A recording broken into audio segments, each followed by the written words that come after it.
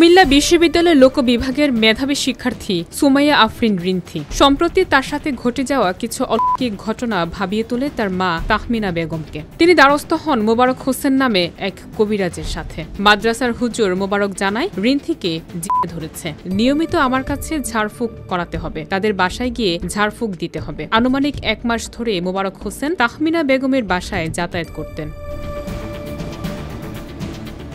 তবে বিপত্তি ঘটে গেল সোমবার। ঝাড়ফুঁকের কথা বলে রিন্থির রুমে ঢুকে ধর্ষণের চেষ্টাকালে মা তাহমিনা দেখে ফেললে প্রথমে তাকে, এরপর মেয়ে রিন্থিকে হত্যা করে ঘরের আসবাবপত্র নিয়ে পালিয়ে যায় ঘাতক মোবারক।